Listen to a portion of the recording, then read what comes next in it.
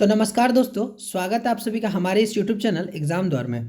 तो दोस्तों, JAC board class 10th के जितने भी विद्यार्थी हैं जिनका जो है वो सोशल साइंस का एग्जाम होने वाला है, उनके लिए यह वीडियो काफ़ी ज़्यादा इंपॉर्टेंट है। क्योंकि दोस्तों, वीडियो को जो है आप सभी ध्यान से देखना, बहुत ही ज़्यादा इंपॉर्टेंट वीडियो है। आप सभी को जैसे सब थंबनेल और टाइटल देख रहे होगे कि समुद्रन का जो है मॉडल सेट 1 बताने वाला हूँ। जी हाँ दोस्तों, बिल्कुल ही रियल वीडियो है। मैं आप सभी को आज जो है वो मॉडल सेट 1 बताने वाला हूँ। जितना सारा बताऊंगा सभी जो है वो समुद्रन का ही है। ठीक है, जो समुद्रन इस बार सबको तो पता है कि समुद्रन नहीं निकला है, लेकिन फिर भी जो जितना सारा चीज़ बताऊंगा सभी चीज़ जो है बहुत ही ज़्यादा इंपॉर्टेंट है। और वैसे बच्चे जो साल भर नहीं पढ़े हैं उन लोग तो वीडियो को कहीं पे स्किप मत करना, क्योंकि आज की इस वीडियो से और कुछ कुछ वीडियो देने वाला हूँ सोशल साइंस का। ठीक है, इसी टाइप का जैसे मॉडल सेट 1 है तो 5 मॉडल सेट बताऊंगा। ठीक है, तो जितना भी मॉडल सेट है सब जा करके देख लेना, उससे बाहर आपका क्वेश्चन नहीं पूछेगा, ये गारंटी मेरी है। 110% क्वेश्चन इसी के अंदर से आएगा। ठीक है, जितना सारा बता रहा हूँ उसी के अंदर से क्वेश्चन पूछेगा। और आज की इस वीडियो में मैं आप सभी को एमसीक्यू क्वेश्चन भी बताऊंगा और सब्जेक्टिव भी बताऊंगा, यानी कि ऑब्जेक्टिव सब्जेक्टिव दोनों बताऊंगा। तो चलिए चलते हैं, बिना देरी करते हुए वीडियो को स्टार्ट करते हैं। उससे पहले जिन जिन भाइयों ने अभी तक रिक्वेस्ट है सभी से कि जिन जिन भाइयों ने जो है वो चैनल को सब्सक्राइब नहीं कर रखा है, वो जो है वो चैनल को सब्सक्राइब कर देना और बेल नोटिफिकेशन ऑन कर लेना। तो चलिए चलते हैं, और आज का जो हमारा मॉडल सेट 1 का पहला क्वेश्चन है, ठीक है, सोशल साइंस का समुद्रन का मॉडल सेट 1 का जो पहला क्वेश्चन है उस पर जो है वो फोकस करते हैं। तो हमारा फर्स्ट क्वेश्चन है, जैसा कि आप लोग स्क्रीन पे देख पा रहे हो कि हमारा फर्स्ट क्वेश्चन है। पहला क्वेश्चन कह रहा है कि निम्नांकित में से कौन जैव संसाधन का उदाहरण है। ठीक है, ऑप्शन दिया हुआ आप सभी का, ऑप्शन दिया हुआ मनुष्य, जल, सूर्यताप या फिर लौह अयस्क। ठीक है, तो इसका आंसर जो हो जाएगा वो ऑप्शन नंबर ए यानी कि मनुष्य इसका बिल्कुल राइट आंसर हो जाएगा। ठीक है, निम्नांकित में से कौन जैव संसाधन का उदाहरण है, तो मनुष्य इसका बिल्कुल राइट आंसर हो जाएगा। चैनल को सब्सक्राइब करते जाइए और आप सभी जो है वो याद करते जाइए, इससे बाहर क्वेश्चन नहीं पूछेगा, गारंटी जो है वो मेरी है। अगला क्वेश्चन है, देख लीजिए कि मानव जीवन की गुणवत्ता और विश्व शांति बनाए रखने के लिए संसाधनों का समाज में कैसा बंटवारा होना चाहिए। क्या बोल रहा है कि मानव जीवन की गुणवत्ता और विश्व शांति बनाए रखने के लिए संसाधनों का समाज में कैसा बंटवारा होना चाहिए। तो इसका आंसर जो हो जाएगा ऑप्शन नंबर डी यानी कि न्याय संगत, इसका बिल्कुल राइट आंसर हो जाएगा। ठीक है, न्याय संगत। आगे चलते हैं, क्वेश्चन नंबर 3 देखिए। क्वेश्चन नंबर 3 है हमारे पास कि निकोबारी कबूतर किस जातियों के श्रेणी में आता है। निकोबारी कबूतर किस जातियों के श्रेणी में आता है, तो इसका आंसर हो जाएगा ऑप्शन नंबर सी यानी कि स्थानिक जातियाँ। ठीक है, स्थानिक जातियाँ इसका बिल्कुल राइट आंसर हो जाएगा। तो इसका आंसर जो हो जाएगा वो ऑप्शन नंबर सी यानी कि स्थानिक जातियाँ इसका बिल्कुल राइट आंसर हो जाएगा। आगे चलते हैं, और आज का जो हमारा चौथा नंबर क्वेश्चन है उधर जो है वो ध्यान देते हैं। तो क्वेश्चन नंबर 4 कह रहा है कि निम्नांकित में से कौन सुमेलित नहीं है। निम्नांकित में से कौन सुमेलित नहीं है, तो इसका आंसर जो हो जाएगा वो ऑप्शन नंबर डी हो जाएगा यानी कि गंगा भाखड़ा नागल परियोजना। ठीक है, गंगा भाखड़ा नागल परियोजना इसका बिल्कुल राइट आंसर हो जाएगा। आगे चलते हैं, अगला क्वेश्चन है हमारे पास। अगला क्वेश्चन है कि रबी फसल को किस ऋतु में बोया जाता है। ठीक है, रबी फसल को किस ऋतु में बोया जाता है, तो शीत ऋतु में बोया जाता है। रबी फसल को किस ऋतु में बोया जाता है, शीत ऋतु में। ऑप्शन नंबर 20 का बिल्कुल राइट आंसर हो जाएगा शीत ऋतु। आगे चलते हैं, अगला क्वेश्चन है क्वेश्चन नंबर 6 जो है हमारे पास। क्वेश्चन नंबर 6 है कि चाय किस प्रकार की कृषि का उदाहरण है। चाय किस प्रकार की कृषि का उदाहरण है, तो रोपण कृषि का। ठीक है, यानी कि ऑप्शन नंबर सी इसका बिल्कुल राइट आंसर हो जाएगा रोपण कृषि। अगला क्वेश्चन की तरफ देखते हैं, तो 7वां नंबर जो क्वेश्चन है हमारे पास वो कह रहा है कि झारखंड के गुआ और नोवा मुंडी में कौन सा खनिज पाया जाता है। झारखंड के गुआ और नोवा मुंडी में कौन सा खनिज पाया जाता है, तो लौह अयस्क। ठीक है, लौह अयस्क खनिज पाया जाता है कहाँ पे, गुआ और नोवा मुंडी में, यानी कि ऑप्शन नंबर ए इसका बिल्कुल राइट आंसर हो जाएगा। झारखंड के गुआ और नोवा मुंडी में लौह अयस्क खनिज पाया जाता है। आगे चलते हैं, अगला जो हमारे पास क्वेश्चन है कि निम्नांकित में से किसका परिवहन पाइपलाइन द्वारा होता है। निम्नांकित में से किसका परिवहन पाइपलाइन द्वारा होता है, तो इसका आंसर हो जाएगा इनमें सभी। ठीक है, यानी कि इसका क्वेश्चन कह रहा है कि निम्नांकित में से किसका परिवहन पाइपलाइन द्वारा होता है, तो पाइपलाइन द्वारा पानी का भी परिवहन होता है, कच्चा तेल का भी परिवहन होता है और पेट्रोल उत्पाद का भी परिवहन होता है। यानी कि इसका जो बिल्कुल राइट आंसर हो जाएगा वो ऑप्शन नंबर डी यानी कि इनमें से सभी इसका बिल्कुल करेक्ट आंसर हो जाएगा। ठीक है, इसको आप लोग जो है वो नोट डाउन कर लीजिए। और एक जो है दोस्तों मेन बात जो कि मैं आप सभी को बताना चाहता हूँ, आप सभी का साइंस हो, सोशल साइंस हो, हिंदी हो या फिर कोई सा भी सब्जेक्ट हो, ठीक है, ये ट्रिक आप सभी याद रखना। यदि 4 ऑप्शन दिया हुआ है, ठीक है, 4 ऑप्शन दिया हुआ है, 4 ऑप्शन में देख लेना कि डी नंबर का जो ऑप्शन रहता है उसमें मैक्सिमम इनमें से कोई नहीं लिखा हुआ रहता है, ठीक है। तो वो ऑप्शन यदि इनमें से कोई नहीं लिखा हुआ है तो वो 99% चांस है कि वो उत्तर उसका नहीं होगा, ठीक है। ऑप्शन नंबर डी मत मारना। और यदि ऑप्शन में ध्यान दोगे, फिर ध्यान देंगे सभी बच्चे, यदि ऑप्शन में यदि इनमें से सभी लिखा हुआ है तो 110% चांस है कि वो जो उसका आंसर है वो इनमें से सभी ही होगा, ठीक है। ऑप्शन नंबर डी ही होगा उसका आंसर, ठीक है। यदि इनमें से सभी ऑप्शन में रहे, कोई सा भी क्वेश्चन हो, किसी प्रकार का क्वेश्चन हो, ऑप्शन यदि इनमें से सभी रहे तो उसका आंसर जो होगा वो वही होता है, ठीक है। आगे चलते हैं और क्वेश्चन नंबर 9 देखते हैं। आई होप कि आप सभी समझ गए होंगे, ठीक है। जिन किन्हीं को किसी चीज़ में डाउट है वो कमेंट करके पूछ लेना, और चैनल पर जो जो पहली बार विजिट करते जा रहे हो चैनल को सब्सक्राइब करते चलना है। ये चैनल जो है आप सभी का अभी से लेकर के एग्जाम तक आप सभी के साथ रहने वाला है। क्वेश्चन नंबर 9 है हमारे पास कि हमारे देश की 22 प्रमुख भाषाओं को संविधान की किस अनुसूची में रखा गया है। हमारे देश की 22 प्रमुख भाषाओं को संविधान की किस अनुसूची में रखाया गया है, तो 8वीं अनुसूची, ठीक है। यानी कि ऑप्शन नंबर ए इसका बिल्कुल राइट आंसर हो जाएगा, 8वीं अनुसूची। आगे चलते हैं। क्वेश्चन नंबर 10 है हमारे पास कि स्थानिक शासन व्यवस्था में कितना पद महिलाओं के लिए आरक्षित है। स्थानिक शासन व्यवस्था में कितना पद महिलाओं के लिए आरक्षित है, ठीक है। तो इसका आंसर जो हो जाएगा ऑप्शन नंबर 1 यानी कि 1/3 पद हो जाएगा, ठीक है। यानी कि स्थानिक शासन व्यवस्था में 1/3 पद जो है वो महिलाओं के लिए आरक्षित है। तो ऑप्शन नंबर ए इसका बिल्कुल राइट आंसर हो जाएगा, 1/3। आगे चलते हैं। अगला क्वेश्चन जो है हमारे पास कि अमेरिका में नागरिक अधिकार आंदोलन कब हुआ। बहुत ही ज़्यादा इंपॉर्टेंट क्वेश्चन है, और ये जो ईस्वी वगैरह वाला क्वेश्चन है और जो ईयर वगैरह वाला क्वेश्चन है वो सब आप लोग जो है वो याद कर लेना, क्योंकि जितने सारे बच्चे होते हैं कन्फ्यूजन ईयर वगैरह वाला क्वेश्चन में बहुत ही ज़्यादा डाउट होता है, ठीक है। इस वजह से जो है वो 74 रहता है तो 80 मार्क के आ जाते हैं, 1974 की जगह 1980, इस तरह से। तो आप सभी को इसमें जो है वो मिस्टेक नहीं करना है। तो क्वेश्चन कह रहा है कि अमेरिका में नागरिक अधिकार आंदोलन कब हुआ था। तो अमेरिका में जो नागरिक अधिकार आंदोलन हुआ था वो 1954 से 1968 ईस्वी के बीच हुआ था। 1954 से 1968 ईस्वी के बीच नागरिक अधिकार आंदोलन हुआ था, ठीक है। नागरिक अधिकार आंदोलन 1954 से 1968 ईस्वी के बीच हुआ था, यानी कि ऑप्शन नंबर बी इसका राइट आंसर हो जाएगा। आगे चलते हैं। अगला जो क्वेश्चन है हमारे पास कि भारत के राज्यों की विधानसभाओं में महिलाओं का प्रतिनिधित्व कितना फीसदी है। भारत के राज्यों की विधानसभाओं में महिलाओं का प्रतिनिधित्व कितना फीसदी है, यानी कि कितना परसेंट है। तो इसका आंसर हो जाएगा ऑप्शन नंबर डी, यानी कि 5% से कम। यानी कि भारत के राज्यों की विधानसभाओं में महिलाओं का प्रतिनिधित्व जो है वो 5% से भी कम है, 5% से भी कम है।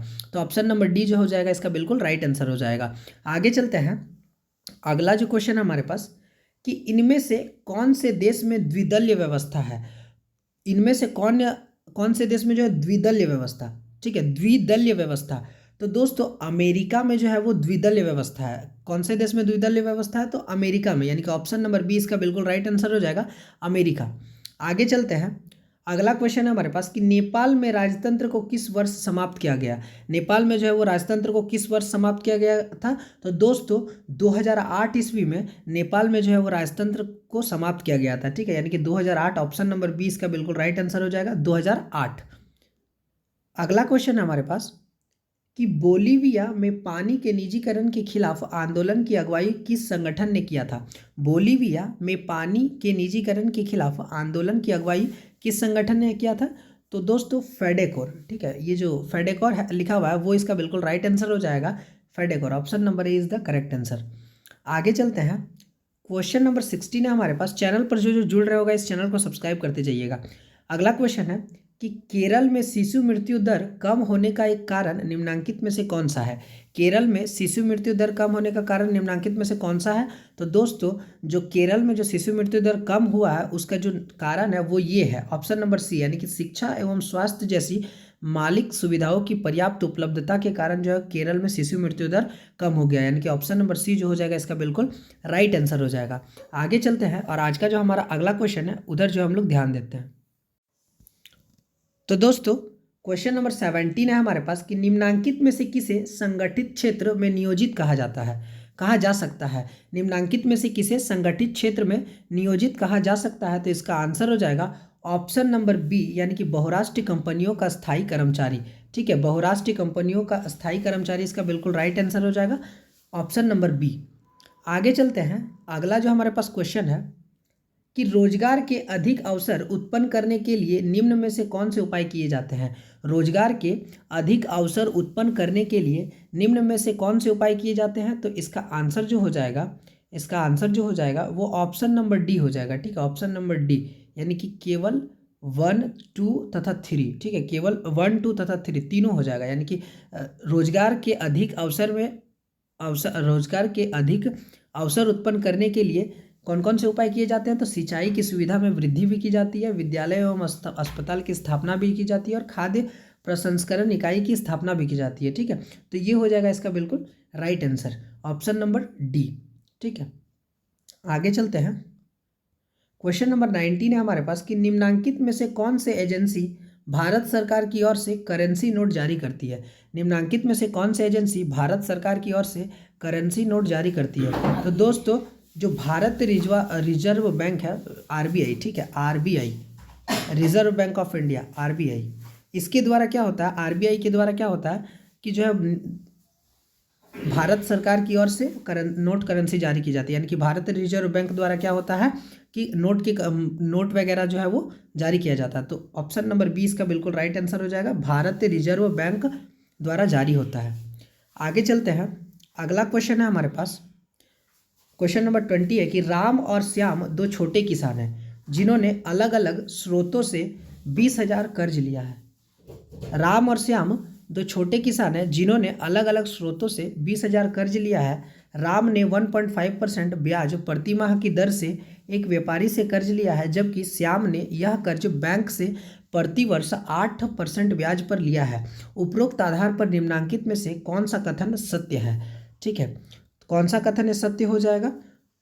यहाँ पे देखिए कुछ कुछ कथन सही दिया हुआ है कि ऑप्शन नंबर ए है कि राम ने सही किया क्योंकि उसे किसी प्रकार की कागजी कार्रवाई नहीं करनी पड़ी। ऑप्शन नंबर बी है कि श्याम की हालत ज़्यादा खराब है क्योंकि उसे ज़्यादा ब्याज देना पड़ रहा है। ऑप्शन नंबर सी है कि राम की हालत ज़्यादा खराब है क्योंकि वो ज़्यादा ब्याज दे रहा है। ऑप्शन नंबर डी है कि श्याम बेहतर है क्योंकि उसे ज़्यादा ब्याज मिल रहा है। तो इसका जो राइट आंसर हो जाएगा, इसका जो बिल्कुल सही उत्तर हो जाएगा वो हो जाएगा ऑप्शन नंबर सी। ठीक है, ऑप्शन नंबर सी इसका बिल्कुल करेक्ट आंसर हो जाएगा। क्या हो जाएगा कि राम की हालत ज़्यादा खराब है क्योंकि वो ज़्यादा ब्याज दे रहा है, यानी कि ऑप्शन नंबर सी इसका बिल्कुल करेक्ट आंसर हो जाएगा। आगे चलते हैं और आज का जो हमारा अगला क्वेश्चन है उधर ध्यान देते हैं। चैनल पर जो पहली बार जुड़ रहे होगा इस चैनल को सब्सक्राइब करते जाना, ये चैनल आप सभी के लिए काफ़ी ज़्यादा इंपॉर्टेंट है। 21 नंबर क्वेश्चन है कि भारत सरकार ने सूचना का अधिकार आरटीआई नामक कानून कब लागू किया।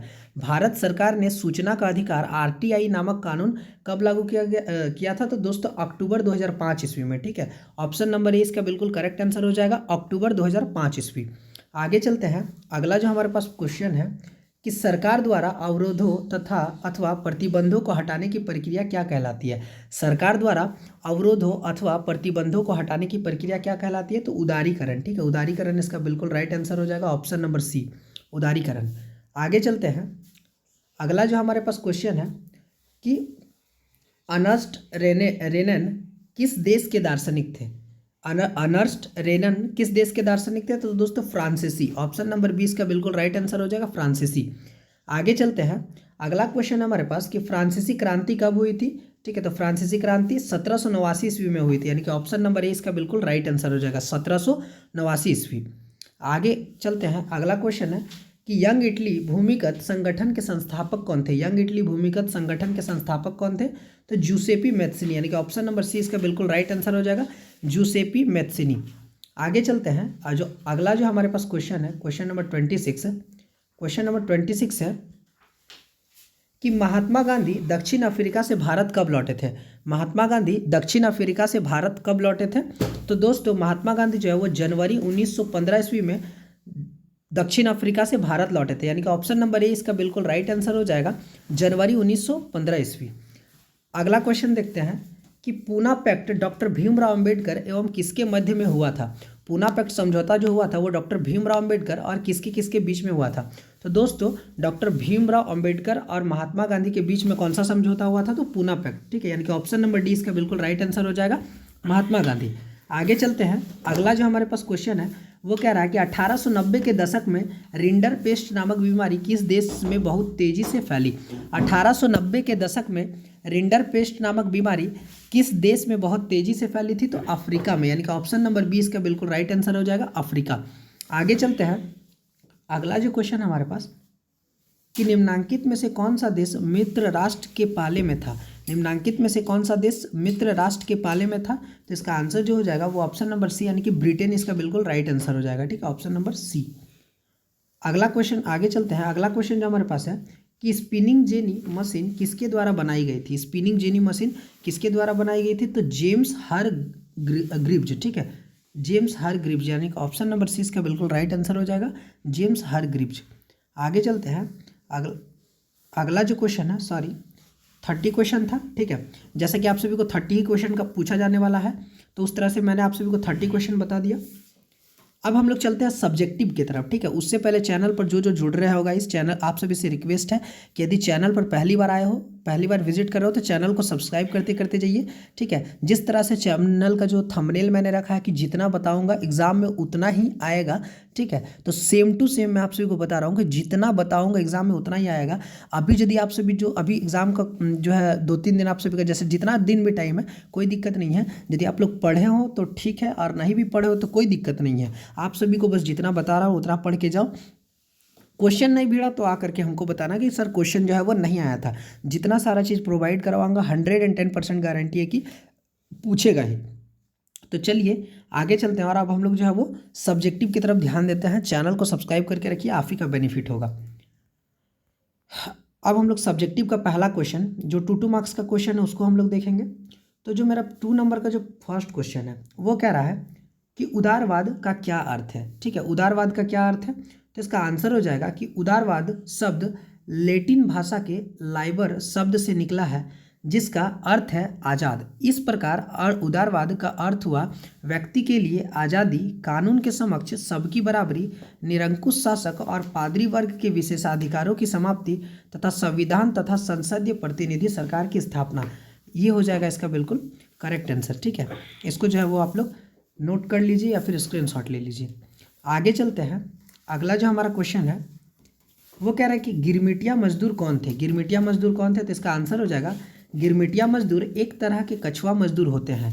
गिरमिटिया मजदूर एक तरह के कछुआ मजदूर होते हैं जो एक समझौते द्वारा मालिक रखता है, जिसका एक निश्चित समय के लिए होता है तथा एक नए देश में काम के लिए लागू होता है। ठीक है, तो ये हो जाएगा इसका बिल्कुल करेक्ट आंसर कि गिरमिटिया मजदूर एक तरह के कछुए मजदूर होते हैं जो एक समझौते द्वारा मालिक रखता है, जिसका एक निश्चित समय के लिए होता है और एक नए देश में काम करने के लिए लागू होता है।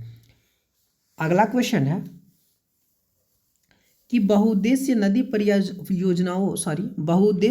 परियोजनाओं से होने वाले कोई 2 हानियों को लिखें। बहुउद्देश्य नदी परियोजनाओं से होने वाले कोई 2 हानि को बताना है। तो इसका आंसर हो जाएगा कि बहुउद्देश्य नदी परियोजनाओं से होने वाली 2 हानियाँ। फर्स्ट जो हानि है, फर्स्ट पॉइंट हो जाएगा कि बहुउद्देश्य परियोजनाओं के कारण भारी पैमाने पर स्थानीय गरीब लोगों का विस्थापन होता है। बहुउद्देश्य परियोजनाओं के कारण भारी पैमाने पर स्थानीय गरीब लोगों का विस्थापन होता है। स्थानीय लोगों को अपनी जमीन, आजीविका, संसाधनों से लगाव एवं नियंत्रण देश की बेहतरी के लिए त्याग देना पड़ता है। तो ये हो जाएगा इसका बिल्कुल करेक्ट आंसर। आगे चलते हैं, और इसका जो सेकेंड पॉइंट है वो क्या हो जाएगा कि बहुउद्देश्य परियोजनाओं ने पर्यावरण को भी प्रभावित किया है। बड़े बांधों के निर्माण में भारी मात्रा में वनों का क्षरण होता है, जिससे पर्यावरण पर बुरा प्रभाव पड़ता है। तो ये हो जाएगा इसका बिल्कुल करेक्ट आंसर। ठीक है, इसको आप लोग जो है वो देख लीजिए। यहाँ से जो है आप सभी को स्क्रीनशॉट लेना है, ये आप लोग जो है वो देख लीजिए। ठीक है, ये हो जाएगा इसका बिल्कुल करेक्ट आंसर। आगे चलते हैं, अगला क्वेश्चन है हमारे पास। चैनल पर जो जो जुड़ रहे हो सब्सक्राइब करते जाना। खनिज क्या है? खनिज क्या है? तो इसका आंसर हो जाएगा कि खनिज प्राकृतिक, रासायनिक, यौगिक है। इनमें संघटक और संरचना स्वरूप में समानता पाई जाती है। ये सेलों और अयस्कों के अवयव है। इनकी उत्पत्ति भूगर्भ में हो रही विभिन्न भूवैज्ञानिक प्रक्रियाओं के द्वारा हुई है। ठीक है, तो ये हो जाएगा इसका बिल्कुल करेक्ट आंसर, खनिज का डेफिनेशन। इसको जो है वो आप लोग याद कर लेना। ठीक है, आगे चलते हैं, अगला क्वेश्चन है हमारे पास कि सांप्रदायिकता क्या है? सांप्रदायिकता क्या है? तो इसका आंसर हो जाएगा कि सांप्रदायिकता का अर्थ है अपने संप्रदाय के प्रति स्नेह तथा अन्य संप्रदायों के प्रति घृणा उत्पन्न करना। दूसरे शब्दों में अपने धर्म को सर्वश्रेष्ठ समझते हुए दूसरे धर्मों के प्रति घृणा उत्पन्न करना। ये हो जाएगा इसका बिल्कुल करेक्ट आंसर। आगे चलते हैं। अगला क्वेश्चन है हमारे पास कि नारीवाद आंदोलन से क्या समझते हैं। तो इसका आंसर हो जाएगा कि वह आंदोलन होते हैं, नारीवाद आंदोलन वह आंदोलन होते हैं जो पुरुषों और महिलाओं के समान अधिकारों और अवसरों के पक्ष में चलाए जाएं। ठीक है, चलाए जाएं। इसके बाद लिखना है, सॉरी उसका आंसर जो होगा वो उतना ही, थोड़ा सा आप सभी जो है वो बड़ा कर देना खुद से। अगला क्वेश्चन है कि साक्षरता दर को परिभाषित करें। साक्षरता दर को परिभाषित कैसे करना है। तो साक्षरता दर, इसका आंसर जो हो जाएगा, साक्षरता दर देकर डैश देकर लिखना है कि 7 वर्ष और इससे अधिक आयु के लोगों में साक्षर जनसंख्या के अनुपात को साक्षरता दर के नाम से जाना जाता है। तो ये हो जाएगा इसका बिल्कुल करेक्ट आंसर। अगला क्वेश्चन है हमारे पास कि विश्व व्यापार संगठन WTO के किन्हीं 2 कार्यों को लिखें। विश्व व्यापार संगठन WTO के किन्हीं 2 कार्यों को लिखें। तो इसका आंसर हो जाएगा कि विश्व व्यापार संगठन WTO के 2 कार्य इस प्रकार है। फर्स्ट जो हो जाएगा वो हो जाएगा कि WTO के व्यापार समझौतों को कार्यान्वित करना। सेकंड जो हो जाएगा कि देशों के बीच व्यापार संबंधित बातचीत के मंच में के रूप में कार्य करना। तो ये हो जाएगा इसका बिल्कुल करेक्ट आंसर। अब हम लोग चलते हैं और हम लोग जो वो 3 मार्क्स वाला क्वेश्चन सबको देखते हैं। ठीक है, जितना अभी बता रहा हूँ 3-3 मार्क्स वाला क्वेश्चन है। फर्स्ट क्वेश्चन कह रहा है कि जलियांवाला बाग हत्याकांड पर संक्षिप्त नोट लिखें। जलियांवाला बाग हत्याकांड, तो इसका आंसर हो जाएगा, जलियांवाला बाग हत्याकांड का फर्स्ट पॉइंट हो जाएगा कि रोलेक्ट एक्ट के विरोध में महात्मा गांधी और सत्यापाल किचलू गिरफ्तार हो चुके थे। इस गिरफ्तारी का विरोध करने के लिए 13 अप्रैल 1919 ईस्वी के वैसाखी पर्व के दिन अमृतसर में जलियांवाला बाग में एक जनसभा का आयोजन किया गया था। ठीक है, ये हो जाएगा फर्स्ट पॉइंट। सेकेंड पॉइंट क्या लिखना है। सेकेंड पॉइंट लिखना है कि अमृतसर के सैनिक प्रशासक जनरल डायर ने इस सभा को अवैध घोषित कर दिया था, परंतु सभा हुई थी तब उसने वहां पर गोली चलवाई थी। इसमें सैकड़ों व्यक्ति मौत का शिकार हो गए थे। ये हो जाएगा इसका सेकंड पॉइंट। आगे चलते हैं। अगला जो पॉइंट है हमारे पास कि इस हत्याकांड के पश्चात ब्रिटिश सरकार ने एक हंटर आयोग स्थापित किया था और उस आयोग की रिपोर्ट के बाद जनरल डायर को अनेक सम्मान दिए थे। इससे महात्मा गांधी असहयोगी हो गए थे और उन्होंने असहयोग आंदोलन चलाने का निश्चय किया था। तो ये हो जाएगा इसका बिल्कुल करेक्ट आंसर। ठीक है, सॉरी फोर्थ पॉइंट भी ये लिख लेना है कि जलियांवाला बाग हत्याकांड भारत के इतिहास की सबसे दर्दनाक घटना थी। इससे भारत भर में रोष की लहर फूट पड़ी। तो ये हो जाएगा इसका बिल्कुल करेक्ट आंसर। इसको जो है वो आप लोग नोट कर लीजिए। अगला क्वेश्चन हमारे पास, अगला क्वेश्चन है कि ब्रेटन वुड्स समझौते का क्या अर्थ है। ब्रेटन वुड्स समझौते का क्या अर्थ है। तो इसका आंसर हो जाएगा कि युद्धोत्तर अंतर्राष्ट्रीय आर्थिक व्यवस्था को ब्रेटन वुड्स व्यवस्था भी कहा जाता है, क्योंकि फर्स्ट पॉइंट हो जाएगा कि द्वितीय विश्व युद्ध के पश्चात विश्व की विखंडित अर्थव्यवस्था को पटरी पर लाने के उद्देश्य से 1944 में अमेरिका में ब्रेटन वुड्स समझौता हुआ। इस समझौते का उद्देश्य औद्योगिक विश्व में आर्थिक स्थिरता तथा पूर्ण रोजगार को बनाए रखना था। अगला पॉइंट हो जाएगा कि युद्ध के पूर्व तथा युद्ध के दौरान सदस्य देशों के विदेशी व्यापार में घाटे से निपटने के लिए अंतर्राष्ट्रीय मुद्रा कोष की स्थापना की गई। इसी प्रकार युद्धोत्तर पुनर्निर्माण के लिए मुद्रा का इंतजाम करने के लिए अंतर्राष्ट्रीय पुनर्निर्माण एवं विकास बैंक का गठन किया गया। इसे सामान्य रूप से विश्व बैंक के नाम से जाना जाता है। ठीक है, ये हो जाएगा इसका सेकेंड पॉइंट। अगला पॉइंट हो जाएगा कि इस प्रकार ब्रेटन वुड्स समझौते के अंतर्गत अंतर्राष्ट्रीय मुद्रा कोष तथा विश्व बैंक के माध्यम से युद्धोत्तर आर्थिक व्यवस्था को सुधारने का प्रयास किया गया। तो ये हो जाएगा इसका बिल्कुल राइट आंसर। अगला क्वेश्चन है हमारे पास कि भारत में लौह अयस्क के किन्हीं 3 वितरण क्षेत्र के नाम लिखें। चैनल पर जो जुड़ रहे हो चैनल को सब्सक्राइब करते जाइएगा। अगला क्वेश्चन है हमारे पास कि भारत में संसार का लगभग 20% लौह अयस्क भंडार है। भारत में लौह अयस्क का खनन मुख्यतः छत्तीसगढ़, झारखंड, उड़ीसा, गोवा और कर्नाटक राज्यों में होता है। इन राज्यों में कुल उत्पादन का 95% से भी अधिक भाग प्राप्त किया जाता है। इनके अतिरिक्त और भी कई राज्यों में लोहा पाया जाता है। देश के प्रमुख लोहा उत्पादक क्षेत्र इस प्रकार हैं। फर्स्ट पॉइंट लिखना है छत्तीसगढ़। ठीक है, इस राज्य में अधिकांश लोहा हेमेटाइट किस्म का है। यहाँ के दुर्ग, बस्तर और दांतेवाड़ा जिलों में लोहा उत्पादन किया जाता है।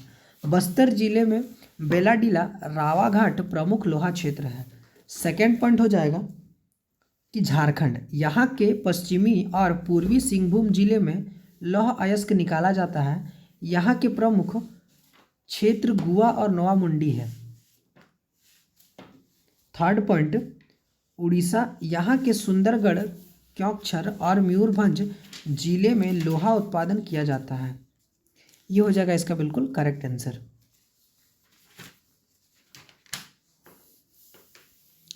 ये सब पॉइंट भी आप सब लिख सकते हो कि कर्नाटक, इस राज्य के चिकमंगलूर जिले के बाबा बुदन पहाड़ी, कुद्रेमुख और कालाहांडी क्षेत्र प्रमुख है। बेल्लारी, चित्रदुर्ग, शिमोगा और तुमकुर जिलों में भी लोहा प्राप्त किया जाता है। गोवा, गोवा के उत्तरी भाग में लोहा मिलता है। अगला क्वेश्चन है हमारे पास कि कृषि आधारित उद्योग और खनिज आधारित उद्योग में क्या अंतर है, उदाहरण सहित लिखिए। तो इसका आंसर हो जाएगा कि कृषि आधारित उद्योग और खनिज आधारित उद्योग में अंतर। कृषि आधारित उद्योग और खनिज आधारित उद्योग। कृषि आधारित उद्योग का फर्स्ट पॉइंट हो जाएगा कि कृषि आधारित उद्योग वे उद्योग हैं जो कच्चे माल के रूप में वनस्पति और जंतु उत्पादों का उपयोग करते हैं। खनिज आधारित उद्योग का फर्स्ट पॉइंट हो जाएगा कि खनिज आधारित उद्योग वे उद्योग हैं जो खनिज अयस्कों का उपयोग कच्चे माल के रूप में करते हैं। कृषि आधारित उद्योग का सेकंड पॉइंट हो जाएगा कि सूती वस्त्र, ऊनी वस्त्र, पटसन, रेशम वस्त्र, रबड़, चीनी, चाय, कॉफी तथा वनस्पति तेल उद्योग कृषि आधारित उद्योग के उदाहरण हैं। खनिज आधारित उद्योग का सेकंड पॉइंट हो जाएगा कि लोहा तथा इस्पात, सीमेंट, एल्यूमिनियम, मशीन, औजार तथा पेट्रोल रसायन उद्योग खनिज आधारित उद्योग के उदाहरण हैं। तो ये हो जाएगा इसका बिल्कुल करेक्ट आंसर। आगे चलते हैं। चैनल पर जो जुड़ रहे हो चैनल को सब्सक्राइब करते जाइएगा। अगला क्वेश्चन है हमारे पास कि लोकतांत्रिक व्यवस्था को किन्हीं दो चुनौतियों की चर्चा करें। ठीक है, लोकतांत्रिक व्यवस्था की किन्हीं दो चुनौतियों की चर्चा करना है। तो इसका आंसर हो जाएगा कि भारत लोकतंत्र की चुनौतियाँ। फर्स्ट हो जाएगा कि राजनीति का अपराधीकरण, डैश दे करके क्या लिखना है कि आए दिन ऐसा देखा जा रहा है कि संसद या विधानसभाओं में अपराधी प्रवृत्ति के जनप्रतिनिधियों की संख्या बढ़ती जा रही है, जिससे शासन के सुचारू रूप में संचालन में कठिनाइयां हो रही है। ठीक है, आगे लिखना है उग्रवाद। आज भारत के अधिकांश राज्य उग्रवाद की चपेट में है। आज किसी भी रूप में देश के अंतर्गत कहीं ना कहीं उग्रवादी घटनाएं घटती रहती है, जिससे भारतीय लोकतंत्र के सफल संचालन में व्यवधान उपस्थित हो रहा है। तो ये हो जाएगा इसका बिल्कुल करेक्ट आंसर।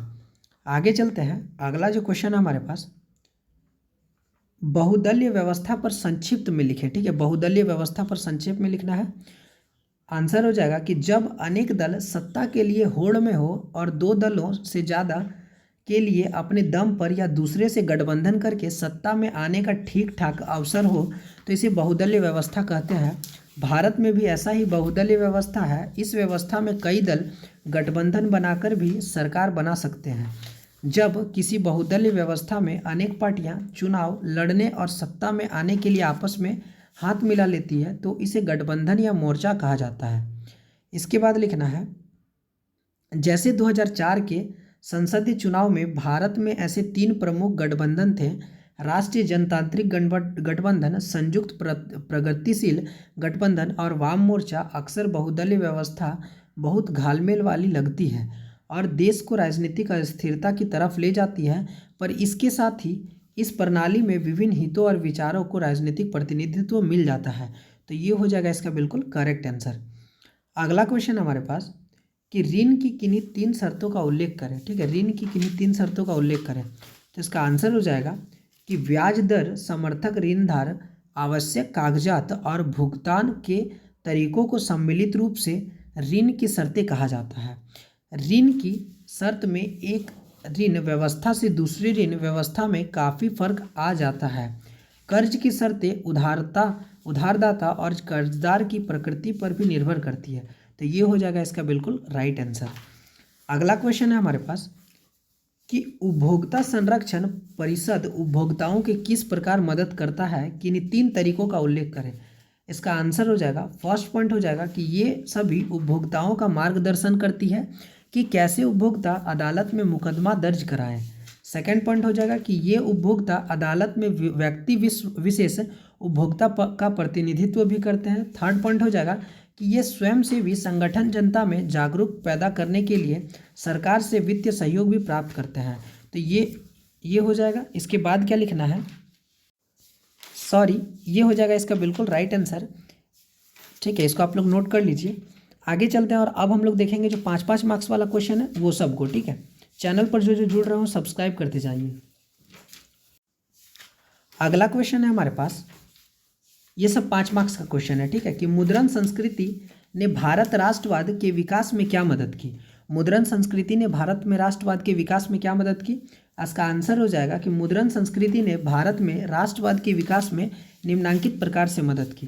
फर्स्ट पॉइंट हो जाएगा कि मुद्रण संस्कृति ने भारत में राष्ट्रवाद के समुदय और विकास में महत्वपूर्ण योगदान दिया।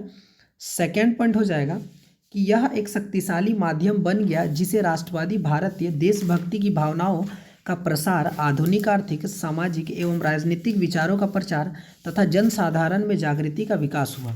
ठीक है, अगला जो पॉइंट है वो हो जाएगा कि प्रेस के माध्यम में राष्ट्रवादियों के लिए अपने विचारों को जन जन तक पहुंचाना आसान हो गया। अगला पॉइंट हो जाएगा कि मुद्रण ने जनसाधारण को स्वतंत्रता के लिए सर्वस्व समर्पण करने की प्रेरणा दी। बंकिम चंद्र चटर्जी का उपन्यास आनंद मठ, जिसे आधुनिक बंगाली देशभक्ति का बाइबिल कहा जाता है, और उनका गीत वंदे मातरम भारत के जन जन के लिए स्वाधीनता एवं देशभक्ति का स्रोत बन गया। इसके बाद क्या लिखना है कि अतः मुद्रण संस्कृति के विकास ने भारतीयों के आत्मगौरव और देश प्रेम को जागृत करके उन्हें स्वाधीनता के मार्ग की ओर अग्रसर किया। तो ये हो जाएगा इसका बिल्कुल राइट आंसर। ठीक है, ये हो जाएगा इसका बिल्कुल करेक्ट आंसर। आगे चलते हैं। अगला जो क्वेश्चन है ये भी 5 मार्क्स का है कि ईस्ट इंडिया कंपनी ने भारतीय बुनकरों से सूती और रेशमी कपड़े की नियमित आपूर्ति सुनिश्चित करने के लिए क्या किया। तो इसका आंसर हो जाएगा, फर्स्ट पॉइंट हो जाएगा कि ईस्ट इंडिया कंपनी ने कच्चा माल खरीदने के लिए बुनकरों को पेशगी के रूप में कर्जा दिया। इस प्रकार उन्होंने बुनकरों को स्थायी रूप से कर्ज के जाल में फंसा लिया। सेकेंड पॉइंट क्या हो जाएगा, सेकेंड पॉइंट हो जाएगा कि कंपनी ने वेतनभोगी गुमास्तों की नियुक्ति की जो कपास के उत्पादन और बुनकरों द्वारा बनाए जाने वाले रेशम की निगरानी करते थे।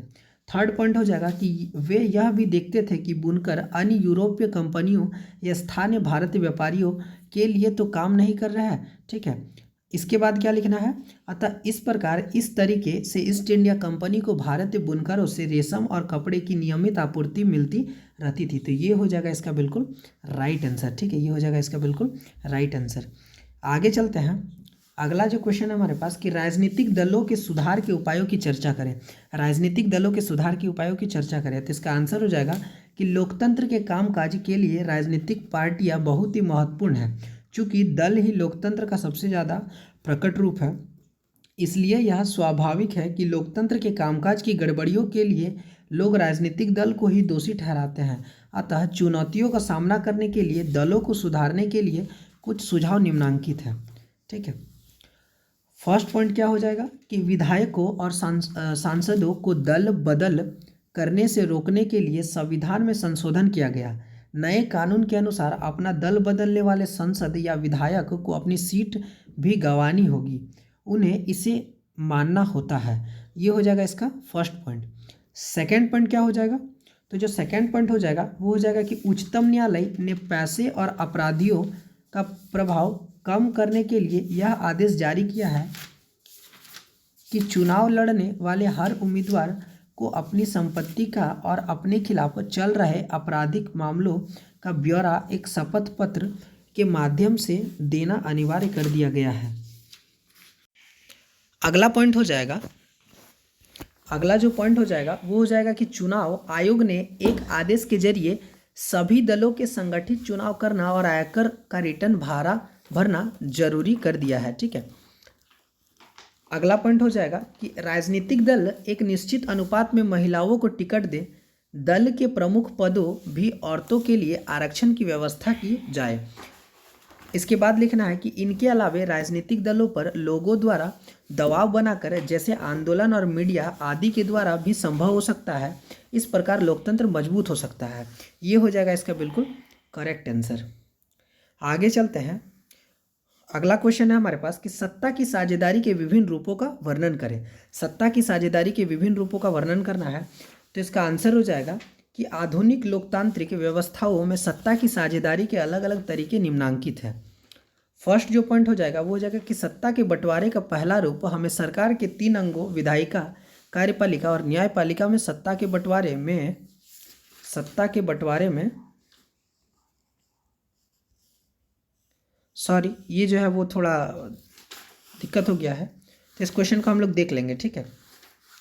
ओ माय गॉड, इसमें भी वही प्रॉब्लम है। इस क्वेश्चन को देख लेते हैं कि ऋण के औपचारिक और एवं अनौपचारिक स्रोतों के अंतर को स्पष्ट करें। तो इसका आंसर हो जाएगा ऋण के प्रमुख स्रोत है, ऋण को ही शाख बोला जाता है, ठीक है। औपचारिक ऋण, अनौपचारिक ऋण। तो पहले हम लोग देखेंगे ऋण के औपचारिक स्रोत, ठीक है। तो इसका फर्स्ट पॉइंट जो हो जाएगा वो हो जाएगा कि इसके अंतर्गत ऋण के वे स्रोत शामिल होते हैं जो सरकार द्वारा पंजीकृत होते हैं। इन्हें सरकारी नियमों और विभिन्न विनियमों का पालन करना पड़ता है। वे स्रोत हैं जो बैंक और सहकारी समितियाँ। ये स्रोत कौन कौन सा स्रोत है? तो बैंक और सहकारी समितियाँ। सेकेंड पॉइंट क्या हो जाएगा कि भारतीय रिजर्व बैंक ऋण के औपचारिक स्रोतों के कामकाज पर नज़र रखता है। थर्ड पॉइंट हो जाएगा कि उनका उद्देश्य लाभ कमाने के साथ साथ सामाजिक कल्याण भी होता है। फोर्थ पॉइंट हो जाएगा कि ये सामान्यतः ऋण के अनौपचारिक स्रोतों की अपेक्षा ब्याज की दर मांगते हैं। फोर्थ पॉइंट हो जाएगा कि ये कोई अनुचित शर्त नहीं लगाते हैं। तो ये हो जाएगा इसका बिल्कुल राइट आंसर। आगे चलते हैं और हम लोग का जो आज का अगला क्वेश्चन है उस पर ध्यान देते हैं। सॉरी, मैंने आप सभी को जो ऋण का औपचारिक स्रोत बताया था, अब ऋण का हम लोग अनौपचारिक स्रोत देखेंगे, ठीक है। ऋण का अनौपचारिक स्रोत। तो चैनल पर जो जुड़ते जा रहे हो, ये चैनल आप सभी के लिए काफ़ी ज़्यादा इंपॉर्टेंट है, तो चैनल को सब्सक्राइब करते जाइए, ठीक है। वीडियो को लाइक करते जाइए।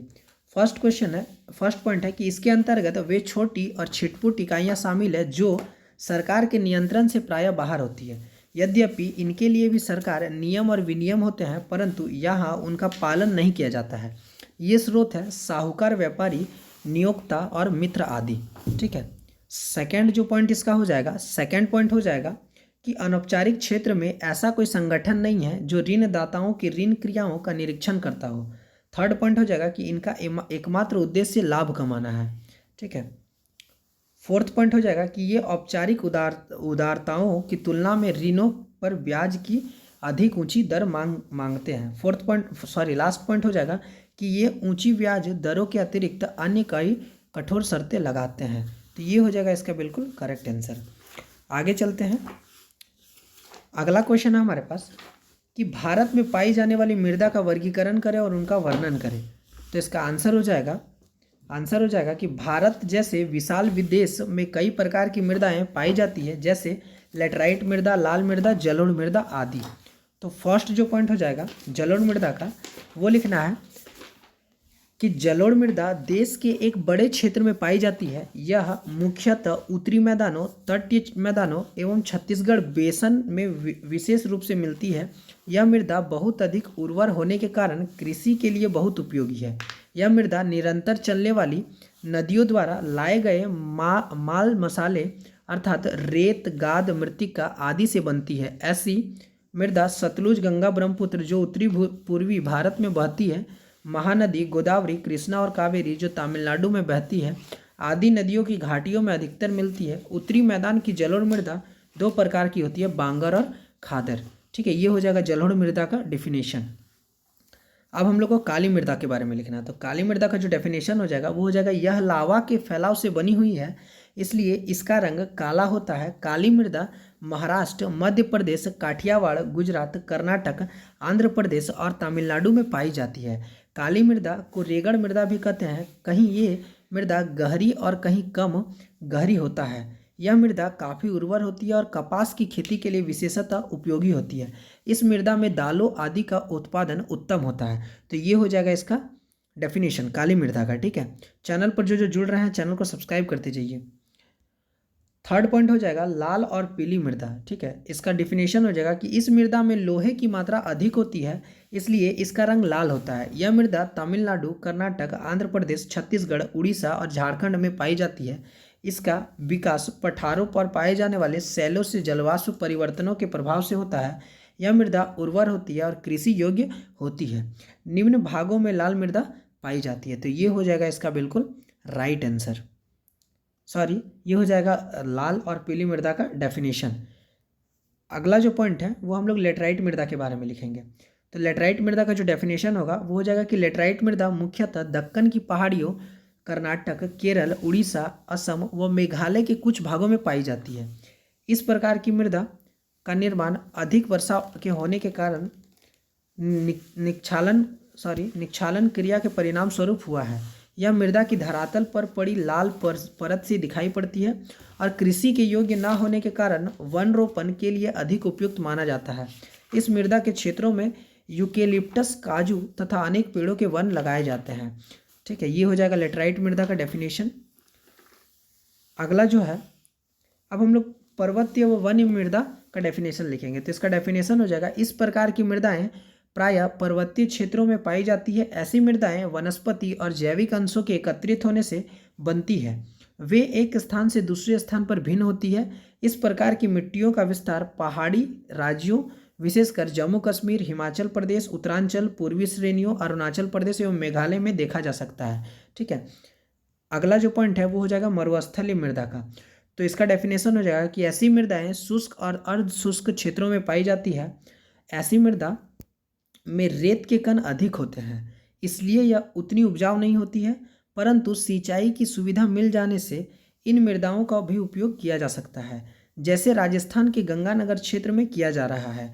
मरुस्थलीय मृदाएं राजस्थान, पंजाब, हरियाणा के एक विस्तृत क्षेत्रों में मिलती है। ठीक है, ये हो जाएगा इसका बिल्कुल राइट आंसर, ये हो जाएगा इसका बिल्कुल करेक्ट आंसर। ये वाले क्वेश्चन का करेक्ट आंसर हो जाएगा भारत में पाई जाने वाली मृदाओं का वर्गीकरण करें। थोड़ा सा लेंदी है, लेकिन क्या करोगे, 5 मार्क्स का है तो लिखना तो पड़ेगा इतना। ठीक है, चैनल पर जो जुड़ते जा रहे हो चैनल को सब्सक्राइब करते जाइए। तो दोस्तों बाकी ये जो है अगला जो क्वेश्चन है और लास्ट क्वेश्चन है, ये जो है मानचित्र कार्य है। ठीक है, मानचित्र में प्रदर्शित बिंदु के सामने दिए गए नामों को उचित स्थान पर लिखें। उद्योग जमशेदपुर, लोह अयस्क खाद्यान्न, बेलाडीला, भागड़ा नकल बांध, सूती वस्त्र उद्योग, सूरत, बंदरगाह, विशाखापट्टनम। तो मैं एक वीडियो बना दूंगा जिसमें जो है वो 5 मार्क्स का क्वेश्चन बताऊंगा। कुछ जो है लगभग 5 जो है वो मैप बताऊंगा, जिसमें से ही उसी के अंदर से आएगा। 5 मैप बताऊंगा, उसके अंदर से कंफर्म है कि कोई ना कोई एक मैप आईबे करेगा। ठीक है, तो वहां से आप सभी को 5 मार्क्स फिक्स हो जाने वाला है। तो यदि वो मैप वाला वीडियो चाहिए तो आप सभी जो है कमेंट डाउन करके बताइए, मैं वीडियो बना दूंगा। तो आई होप कि वीडियो आप सभी को पसंद आया होगा। इस वीडियो में मैंने आप सभी को सब्जेक्टिव टाइप क्वेश्चन बताया और साथ ही ऑब्जेक्टिव टाइप क्वेश्चन बताया। जितना सारा क्वेश्चन बता रहा हूँ उस करते जाओ, उससे बाहर जो है वो नहीं पूछेगा। अभी जो है वो मैं आप सभी को सेट 1 बताया हूँ, अभी और 4 सेट बताना है। तो कमेंट डाउन करके बताओ कि आप सभी को और सेट चाहिए या नहीं चाहिए। ठीक है, तो मिलते हैं जल्दी के नेक्स्ट वीडियो में, तब तक के लिए bye bye, take care. Channel को सब्सक्राइब कर दीजिएगा और बेल के आइकन को प्रेस कर दीजिएगा।